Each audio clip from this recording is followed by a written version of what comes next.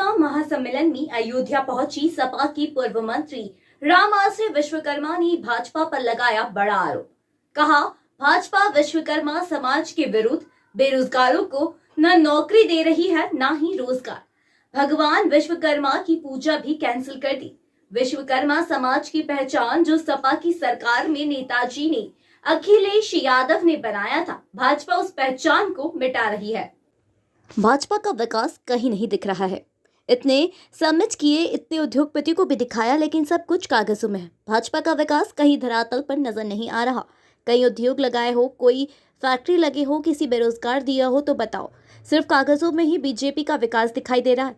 जातीय जनगणना पर बोले राम आश्रय विश्वकर्मा ने कहा, केवल उत्तर प्रदेश में ही नहीं, पूरे देश में इंडिया गठबंधन का मुख्य मुद्दा जातीय जनगणना है।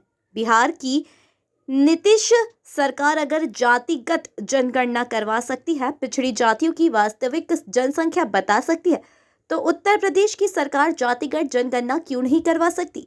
भाजपा क्यों नहीं करवा रही है जातिगत जनगणना? पिछड़ों की वास्तविक जनसंख्या अगर पता चलती है तो उनका अधिकार देने में सुविधा होगी।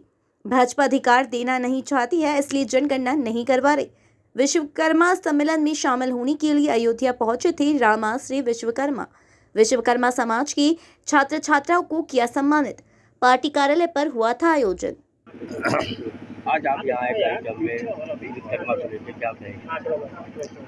विश्वकर्मा समाज के जो है आज की वर्तमान सामाजिक राजनीतिक परिस्थितियों से हमने अवगत कराया। भारतीय जनता पार्टी विश्वकर्मा समाज के विरुद्ध है। न नौकरी दे रही, न रोजगार दे रही है। भगवान विश्वकर्मा की पूजा कैंसिल कर दी। विश्वकर्मा समाज की पहचान जो समाजवादी पार्टी की सरकार में माननीय नेताजी ने, माननीय श्री अखिलेश यादव ने बनाया था, भारतीय जनता पार्टी उस पहचान को मिटा रही है। तो हम समझाने आए हैं कि समाजवादी पार्टी ही आपको आगे बढ़ा सकती है। समाजवादी नीतियों पर चल करके दलित, पिछड़े, शोषित लोग सत्ता तक पहुंच सकते हैं।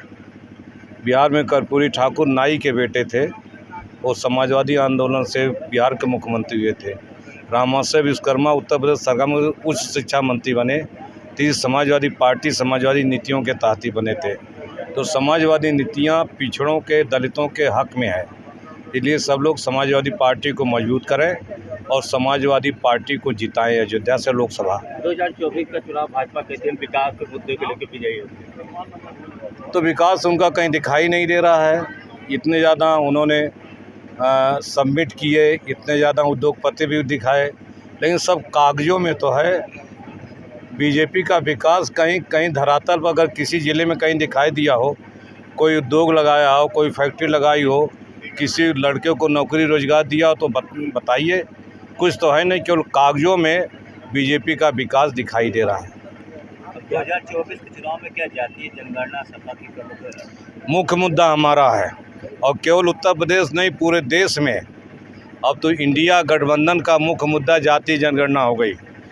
बिहार की नीतीश सरकार अगर जातिगत जनगणना करा सकती है और पिछड़ी जातियों की वास्तविक संख्या प्रकाशित कर सकती है, तो उत्तर प्रदेश में योगी की सरकार जातिगत जनगणना क्यों नहीं कराती? उसे क्यों डर है? पिछड़ों की अगर वास्तविक संख्या अगर पता लग जाएगी तो उनको अधिकार देने में सुविधा होगी, लेकिन ये अधिकार देना नहीं चाहते, इसलिए जनगणना नहीं करा रहे। समाजवादी पार्टी की जैसे सरकार बनेगी, 3 महीने के अंदर जातीय जनगणना करा दी जाएगी। विश्वकर्मा पूजा के दिन मोदी सरकार ने कहा कि हम तमाम विश्वकर्मा कामगारों को काम दिया, लेकिन शायद क्या काम दिए? हवा हवाई हो गया। बिल्कुल हवा हवाई है। काम क्या दिए? टूल किट्स बांट रहे हैं। जो लड़का BA MA कर लिया, पैंट शर्ट पहन लिया, अब वो टूल किट थामेगा कि कलम चलाएगा और जो है कंप्यूटर चलाएगा? बेहतर होता टूल किट जगह कंप्यूटर दे देते।